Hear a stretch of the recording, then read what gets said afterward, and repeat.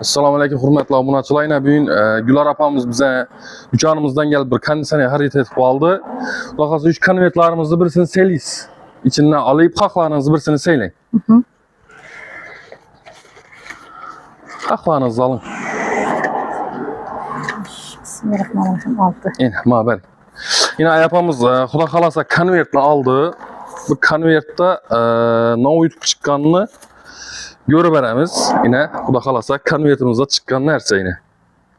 Güzel akayda korkun. Ha, yok. Ayapa indimin diye karayın. Şu konvertini aldınız kusiz. Şu konvertinize ben 200 milyon son pul veremez size. Oyun etemiz mi? Yok ama oyun etemiz. Ma 200 milyon yine verdim şu konvertiniz için. Şu ya pulunu alasınız ya konvertini alasınız. Bir mertebe resmeni. Yok pulunu... Yani oyunumuz mu devam ettiremiz mi? Tamam. 200 milyon ya konvert ya pulunu alasınız. Şimdi nesibem degen alayım. Konvertini alayım. Ben yaxşı yine 100 koştum ayapa. Yok peştemiz alamız mı? Şimdi şu buyurgan niyet etip aldım. Neçe olsa peşin almak göremem. Barın yine 150 milyon koştum ayapa yaş. Cep oldu. Bonus cep oldu. 450 milyon oldu ayapa. Şu konvertini açmayısınız ben şöyle koyamam 450 milyon pulunu alıp kalamam. Beraber hemen size.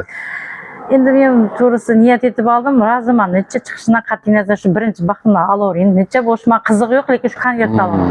Şimdi bize de 3 marta pul teklif etildi. Ayapam 450 milyon pulunu almadı. Xuda kalasa hiç konvert için dilersene şimdi göremiz. Ayapamız yine 155 milyonluk lüstra utup aldı.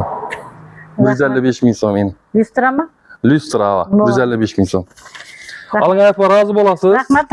Ha. Bo'ladi. Bu narsamızın içinde padaliklarımız var, başka narsalar ham var yine. Şimdi bu prosto açıp göstermen hemesinde soğuğa bağ da bu narsalarımız içinde yine. Mesela 89 milyonluk sinistiter tutuşunuz mümkün yine. Hemesinde soğuğa bağ.